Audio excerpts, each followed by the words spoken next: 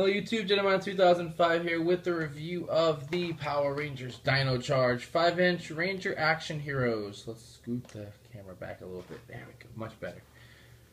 Okay, so these are our 5-inch versions of our 5 main heroes. Right? And they all come in packaging that is all the same. Right here is pink Rangers.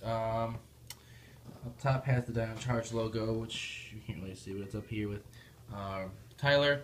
And then here is a picture of the Ranger. It says Pink Ranger Action Hero. They all say that color, Ranger Action Hero. And then the dinosaur right there.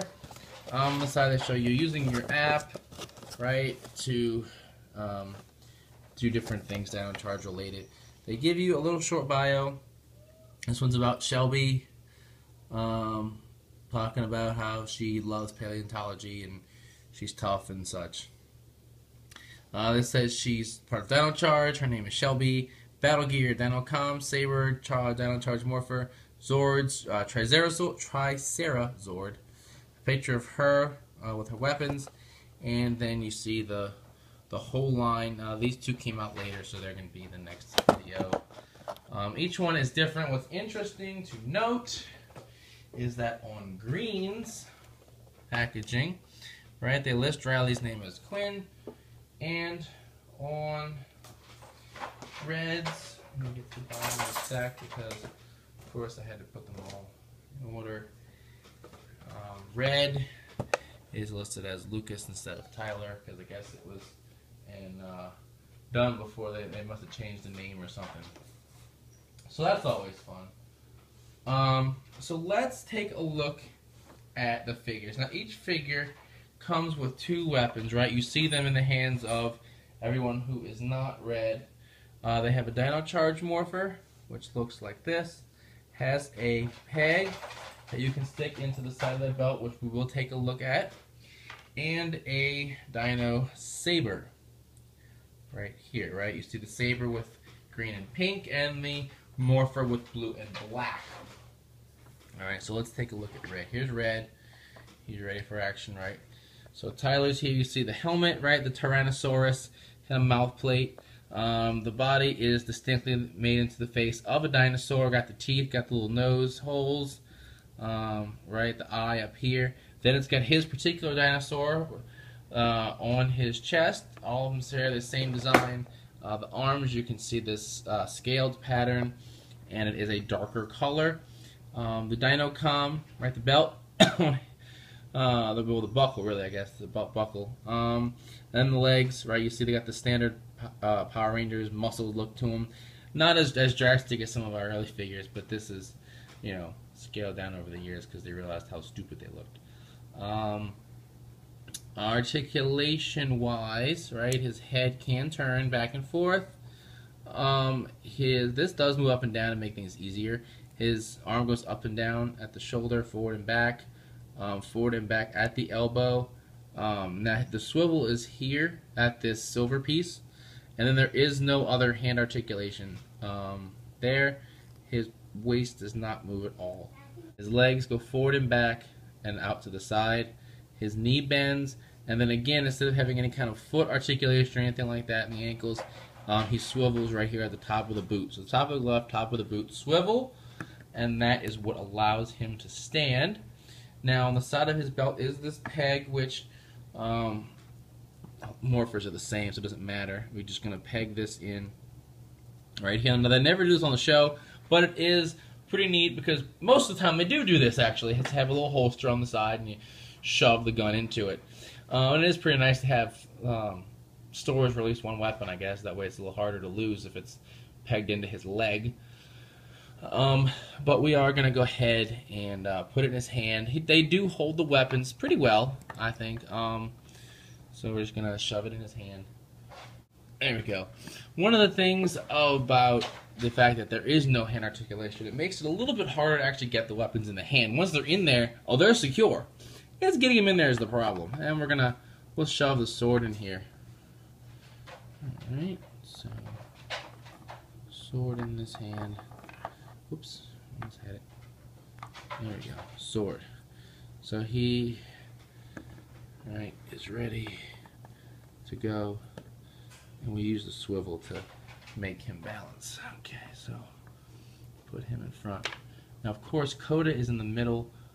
You'd think it's because they're in numerical order by their chargers. Nope, it's just because Coda is the star of the show, and it's just awesome. Next up is Chase, the Black Ranger, the hotshot. Ask him, he'll tell you. The Parasaurolophus. Look at his helmet. You can see the difference here. He's got Plant Eater dinosaur, so this is very smooth because Plant Eaters have flat teeth. Whereas we saw with Tyler, he has a Predator dinosaur, a carnivore. They have sharp teeth, and it's reflected as such in his visor, which is pretty neat. Again, a mouth plate. Same overall design, just have a Parasaurolophus here, and of course black instead of red. Exact same articulation in this figure as you had with, Tyler. So we're not really going to cover that again. All right, so here we have him. All right. And I'm not going to give him the sword. He likes the gun. He favors that more. Whoop, whoop, whoop, and he fell. He fell. Come on, buddy. And I guess you do things differently in New Zealand. Hang on. There you go. Alright. Hot shot. Okay. Coda, our resident caveman, is next. Stegosaurus. You can see the spines on the helmet. I love it. I love it a lot, in fact. He's got, again, the flat teeth of the Plant Eater. You can hear me over the dog chasing his tail. The Stegosaurus right here on his chest, and then the blue everywhere. And I'm going to leave him with just his gun. I kind of like this pose, actually. This is how I took him out of the box. I didn't adjust it at all. The other ones I didn't really want to stand the way they were in the box. Him, I took out of the box, I put him down. There you go. I mean, it's beautiful. I actually really like that pose. Green is next. Riley. Again, he's a velociraptor, so meat eater, hence the jagged teeth on the helmet. Right? Now we got a velociraptor on the chest, and he's got these different shades of green. I like that when they put him in the package, not only do they give him the sword, but they put it in his hand in that reverse grip that he uses, which is very nice. I just think it's cool. I like how he does that, and in fact, let's try and replicate that some more. They had him in kind of the pose he does, that, you know, Riley continuously just randomly practices because footage, but it didn't really work out well when I took him out of the box, and I didn't really feel like adjusting it, and actually I don't even know what that guy looks like without his packaging is on the bottom. Oh well. I was going to try and replicate it, and then I drew a blank on how it looks. One leg's out to the side, one's on the other side. It's actually difficult when you don't have as many joints.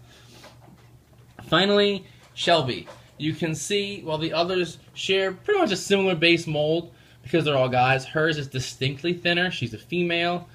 She does the Triceratops, so you can see that reflected in her helmet, with the flat teeth, and as well as the little horn in the front. My only complaint about the figure, you see obviously it's all pink, right? Triceratops right here. I actually like her. I think it's maybe a bit too thin, just simply because I feel I get nervous with something that's thin that I might accidentally break it. But that's not even the real complaint. The real complaint is that the way the skirt is made, her legs cannot really stretch that far apart. Like, that, saying she can't spread her legs, it sounds kind of dirty. But, like, it's hard to do poses with her that aren't this.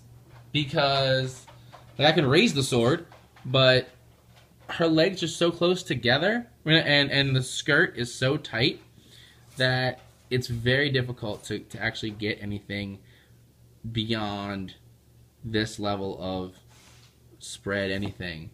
Like, I would love to be able to put her in an action pose like the boys, and I just can't. And that actually kind of upsets me because I like her a lot, and I'd love to have her, like, pose, kicking somebody's butt. I really like these guys, though, a lot. I think they're really good.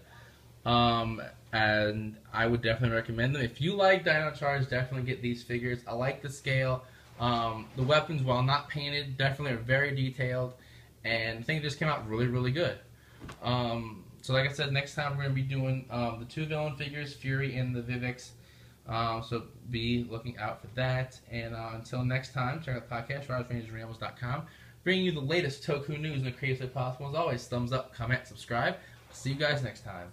Bye.